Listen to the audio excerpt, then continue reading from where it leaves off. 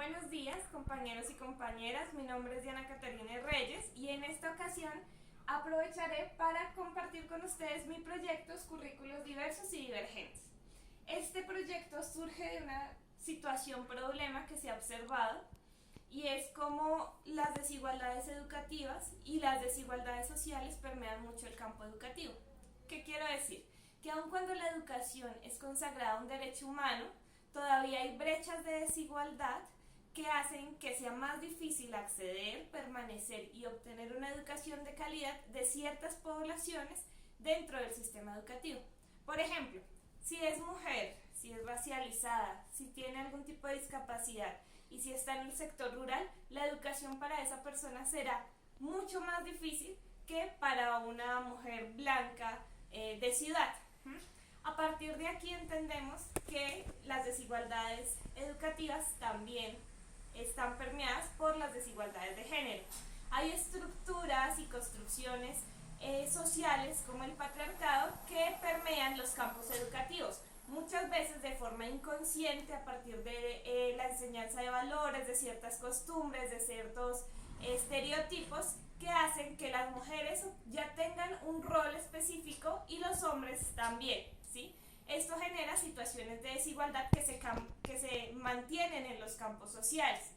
Las cifras de violencia basadas en géneros han aumentado o han estado bastante alarmantes en lo que va de este año y del año pasado, lo que nos pone en alerta en la necesidad de empezar a entender desde la educación cómo atendemos esas desigualdades.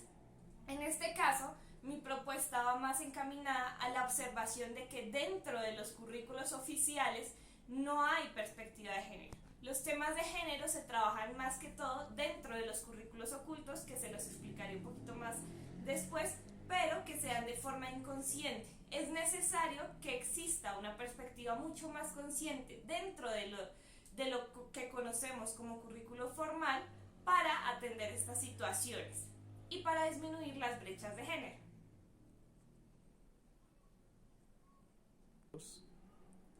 Bueno, para esto me planteo una pregunta medular que es: ¿por qué es importante un enfoque diferencial y transversal en temas de género dentro de los currículos escolares del grado séptimo de la Escuela Normal Superior Santiago de Tunja de Boyacá?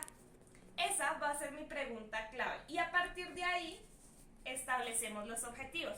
Mi objetivo general es reconocer la importancia de un enfoque diferencial y transversal en temas de género dentro del currículo o de los currículos del grado séptimo de la Escuela Normal Superior Santiago de Tunja.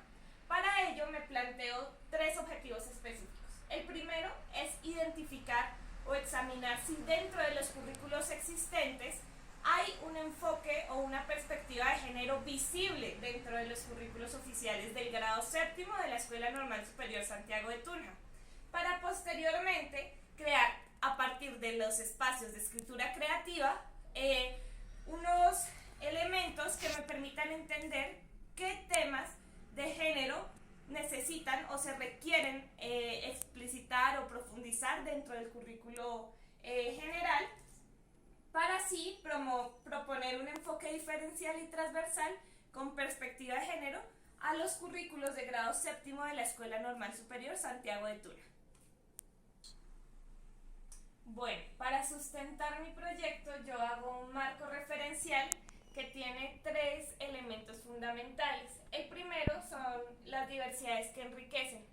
Aquí yo hablo de cómo de alguna manera, aun cuando ha aumentado el discurso de entender la diversidad como un factor importante, no de exclusión, sino al contrario de inclusión, todavía se hace uso del diferencialismo para crear discursos de exclusión y discursos dicotómicos que se basan más en el rechazo. Esto lo sustenta Scalia al hablar del diferencialismo precisamente desde lo peyorativo, como de alguna manera se usa la diferencia para excluir y no para incluir y reconocer otras existencias y otras perspectivas. Por otro lado, Foucault nos habla de lo que se entiende como normal y como aquello que sale de eso que se considera normal es juzgado y no es reconocido dentro del campo social. ¿Mm? Para esto él habla, por ejemplo, de la homosexualidad, de las enfermedades mentales, entre otros elementos que de alguna manera se han usado a lo largo de la historia para excluir ciertas poblaciones y ciertas personas a través de un discurso de odio que llega a parecer inofensivo, pero que sí genera ciertas vulneraciones. Posteriormente, hablo del género y del cuerpo como elementos fundamentales dentro de este proceso, dentro de este proyecto.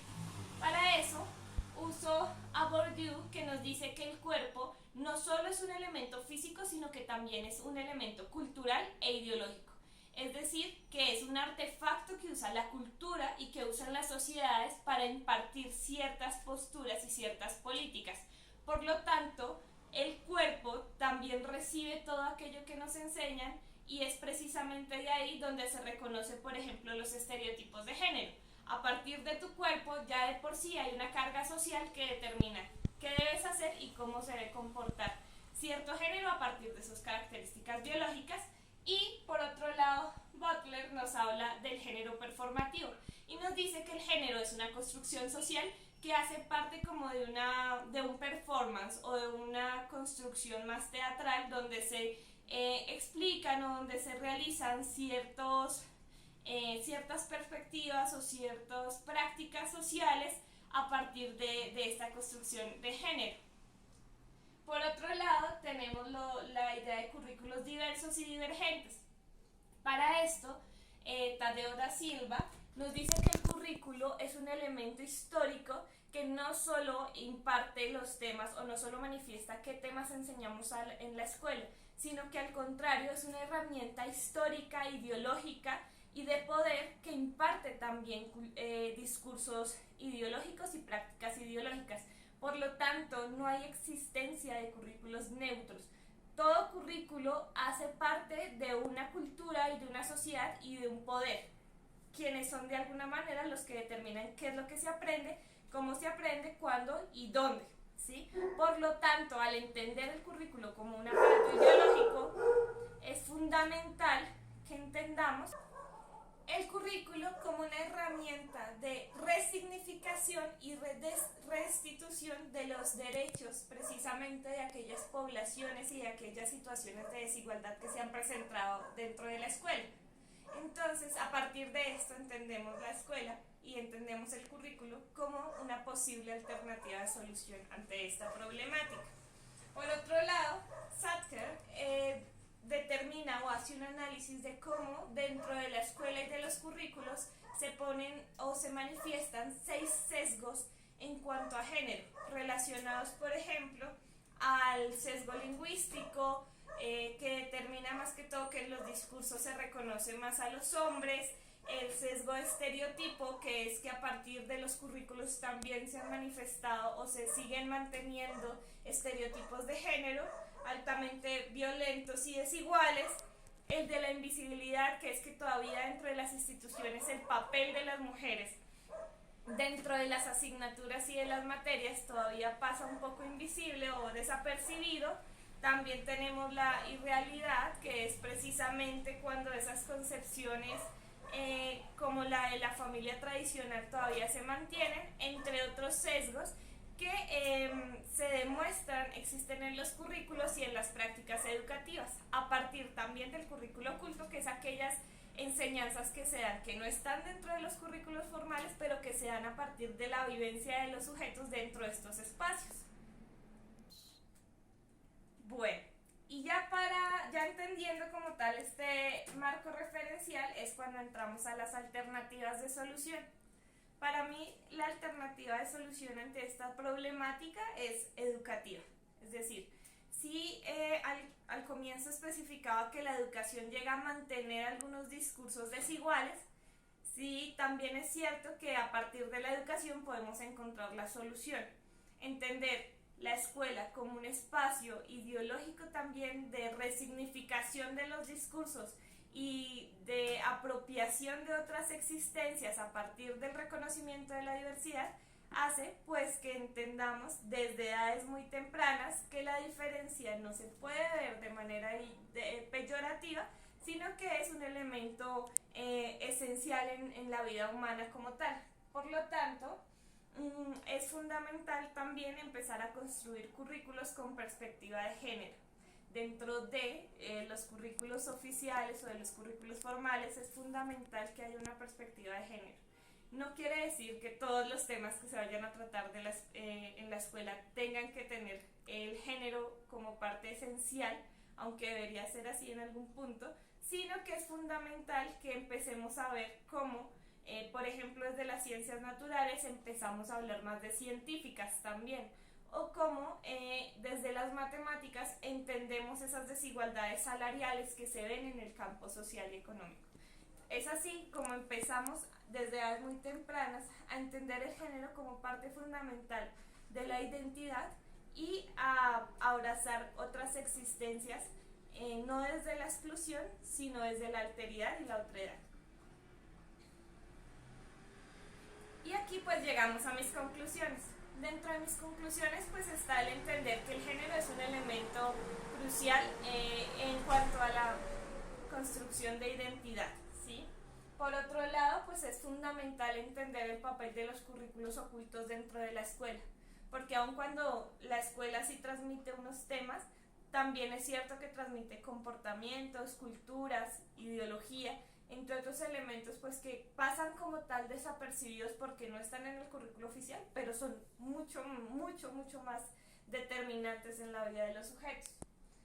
Por otro lado, pues es fundamental que empecemos a entender que deben existir dentro de los currículos formales o los currículos oficiales una perspectiva de género clara y visible, ¿sí? Que estos temas de género no pasen ocultos como se han pasado, que se vienen más como hablando desde la intimidad, sino que también se vuelva un elemento social de diálogo y también pues de inclusión. Entender que no solo las desigualdades de género están presentes en los campos escolares, sino que también están en los campos sociales. Por lo tanto, es fundamental que la escuela se prepare también para atender estas situaciones, comprender que la diversidad es un elemento crucial dentro de los procesos de inclusión, que todos somos diferentes y que por tanto merecemos ser reconocidos, respetados y pues de alguna manera tener el derecho a la educación garantizado, aun cuando todos somos diferentes. Y pues esas serían mis conclusiones. Muchísimas gracias.